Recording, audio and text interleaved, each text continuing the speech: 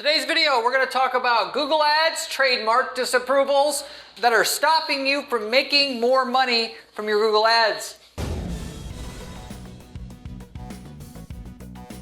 There's an easy workaround that's not going to go over the typical way that most people I see online are talking about how to fix this problem. That is, if you sell a Apple MacBook and you try to advertise Apple MacBook on your ad, you're going to get shut down for trademark disapproval.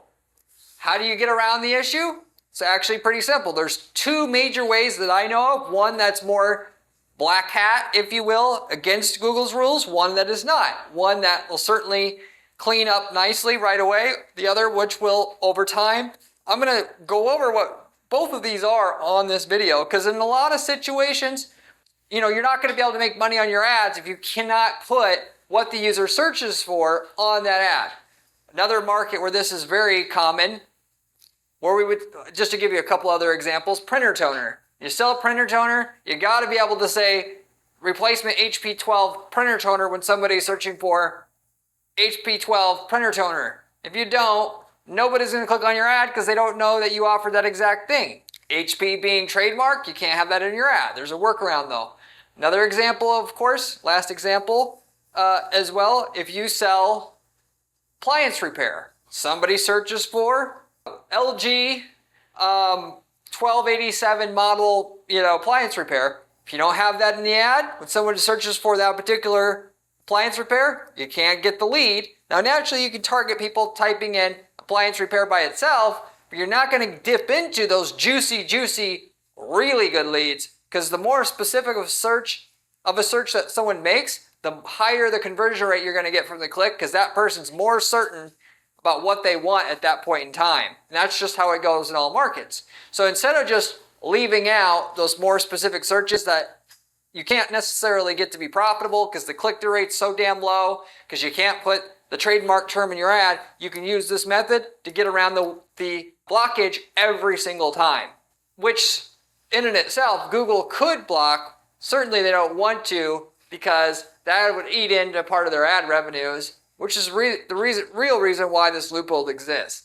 So with that said, I've made videos before talking about how you can simply switch out the characters in your ad, which is the first way to get around this issue, get your ads approved again. Either adding asterisks, upper or lowercase letters, so on and so forth.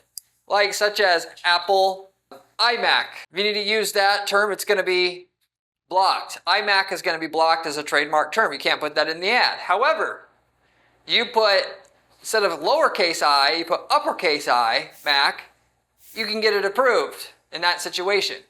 That's one way to get around it. Or you just put iMac, I am, instead of A, asterisk C, which is a shittier way to do the same thing. But a lot of times that's what it takes, because the upper or lowercase doesn't work. And it's really hit or miss. Sometimes the uppercase or lowercase letter, like if there's an I, you switch it to an uppercase I versus a lowercase I, that'll work. Sometimes it will take the asterisk, sometimes it'll take a dash. But that in itself is one of your options to get around the trademark issues that prevent you from being able to make money. Now, I don't agree with actual trademark violations here, just for the record. If you're going to rip off someone's idea, that's just bogus to begin with. However, if you're selling repair or replacement parts or whatever, you got to be able to put this into your ads. You're not violating the trademark. And the reason why this happens in the first place is because somebody at these companies, like HP or BMW, they put through a trademark block form, which I got a video about this, and this applies to you, but then it just blocks everybody from using that trademark in the ad, period.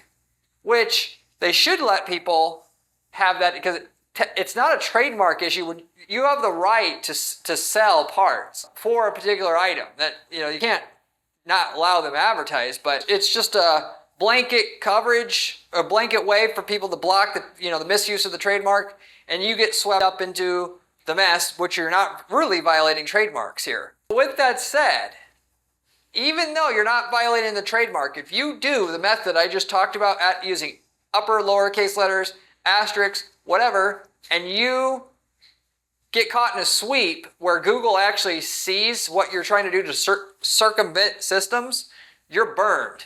They're going to disapprove your ads for circumventing systems, which is a real thing. And if you try to appeal that decision, which they'll give you an option to, and you say, I'm sorry, I didn't mean to do this, but I had to, that's not going to be a good enough reason. You're going to be boned. So, and you're literally jeopardizing your entire Google Ads account. So if that Google Ads account has a lot of value to you, that is, it's making you money, and you've been advertising quite a while, i.e. years, you don't want to, a lot of times, go this route because the value of what you got in that account build up is worth too much. That is, because we've actually, going back to like the printer toner example, we've literally taken an ad account that's been advertising 10 years, took all the exact ads that were running in there, exact keywords, ads, everything identical, swapped it over to a new account. We were getting 5% of the profit that account was getting that had 10 years worth of age in it.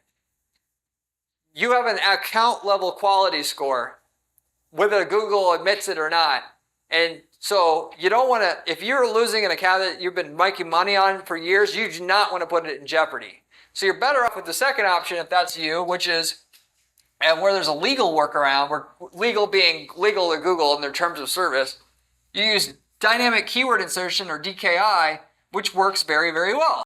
That is, if you use dynamic keyword insertion, which is supposed to put the keyword that the user is using into the ad itself, or, which is there's a bit of a contention around this, by the way, because I have a video about DKI, and people say it's the keyword that's put into the ad automatically for you, not what the user's search term is, which I argued with them and said, well, if all it does is put the user's keyword into the ad, okay, why don't you just make the ad with the keyword in it already? I mean, there's only one keyword in there. Technically, yes, if you had an ad group with 5 keywords, it would help you put that one of the 5 keywords into the ad, but it's not that helpful.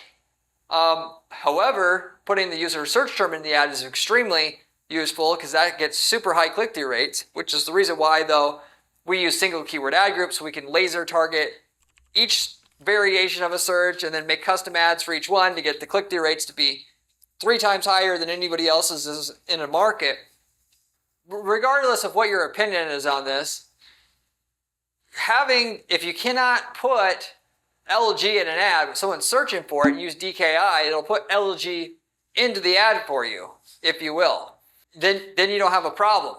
Why Google allows this, even though they don't let you make a static ad with that trademark term in it, I don't know. The only thing I can possibly explain is Google knows they want to give people like a loophole saying, hey, if you still want to be able to make this, part reselling business work, just use DKI, and you'll be able to now get click-through rates high enough from your ads that the cost per click won't be so low that you can't make money, and still appease the big brands like LG and whatnot.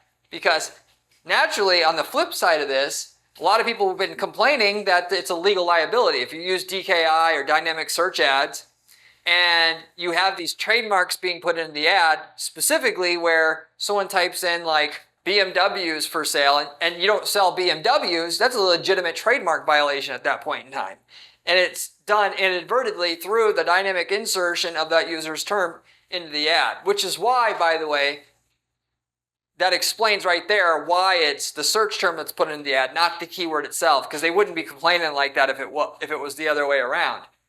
And because of that, a lot of larger companies and agencies aren't going to use dynamic keyword insertion because there's too much of a risk of the search term ending up in the ad and having a legitimate trademark violation at that point in time, so they're stuck with static ads.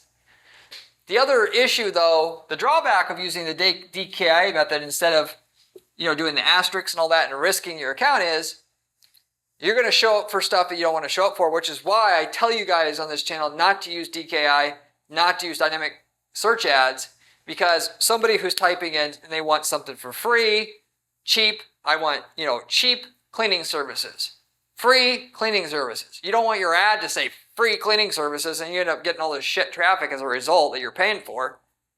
That obviously they're going to click on your ad because it's the only thing that says free on the whole entire search result on Google, so they're going to click on your ad. Or someone types in a competitor name, and then now that competitor name's in your ad, and they're going to click through that because they think that competitor is you, and now they've wasted your budget that way. Because normally competitor campaigns in local service markets and many other markets, I should say, along with it, aren't profitable because people don't read ads. They don't read landing pages even.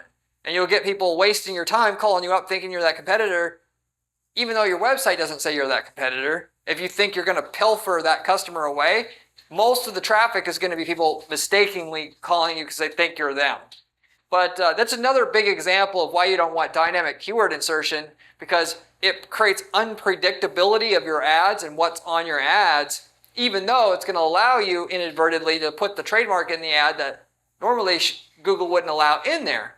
To fix that, you obviously can fix that using a lot of negative keywords and tracking, specifically tracking of, if you're doing lead generation, using lead scoring techniques and importing good quality leads that you verified are good quality back into your account, and then using smart bidding to optimize for a certain cost per qualified lead. And the way that you do that as well, by the way, is you can either take the qualified lead once you get at least 30 qualified leads in the account tracked and mark all other goals in your conversion goal menu secondary, leaving that one primary, or you can, at the campaign level, switch the campaign in the campaign goal settings to optimize for that goal that's supposed to target qualified leads that you verified are actually qualified.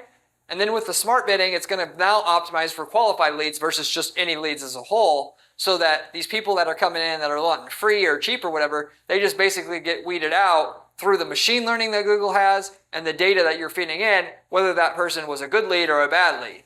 So with those two things, negative keywords, lead level tracking, using DKI doesn't have a drawback anymore. You're just going to waste a bunch of money short term. There's no way to just proactively upload a bunch of data to block stuff, because you can't do that, unfortunately. And I know why Google doesn't want you to do that. They want you to waste a bunch of money up front to get to the promised land.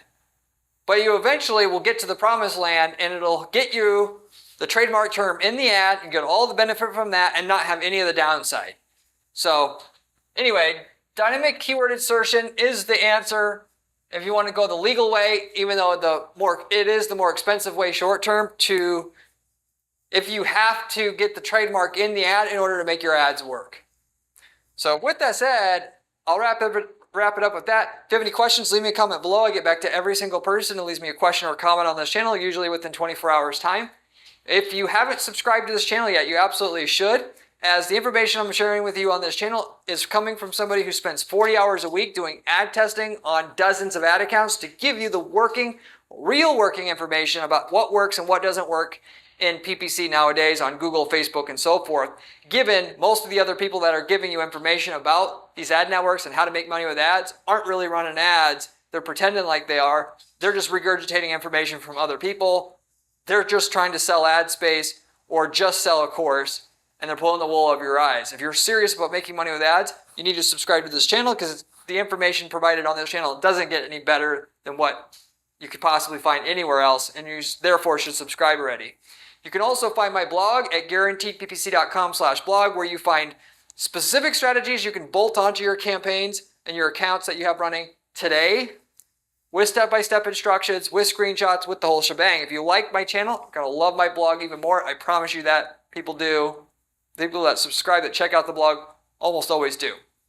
If you're looking for somebody to just do all the heavy lifting in your account to deploy these type of strategies that I talk about on this channel to your account, this is exactly what we do for clients at our agency, and we do not charge our clients fees until you get a certain lift in your profitability from your ads in excess of what our fee is. We're the only agency out there that does anything like that, which should tell you about the quality of the information I'm providing you on this channel, as well as the services we provide. But we got to know we can get great results with your stuff up front before we take you on as a client, which means we don't take on just any client. But if you want to see if we can work together, reach out to me at my agency at guaranteedppc.com. I'd be happy to give you a free analysis to see what the possibilities may be and what kind of results we might be able to get you. We'll estimate that for you up front.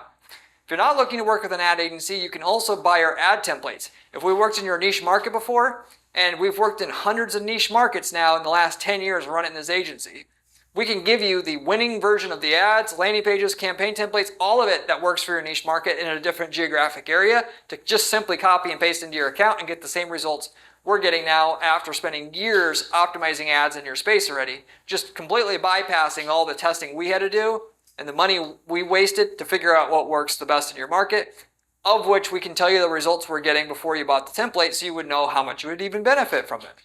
We've got people using these templates to start other businesses, lead selling businesses.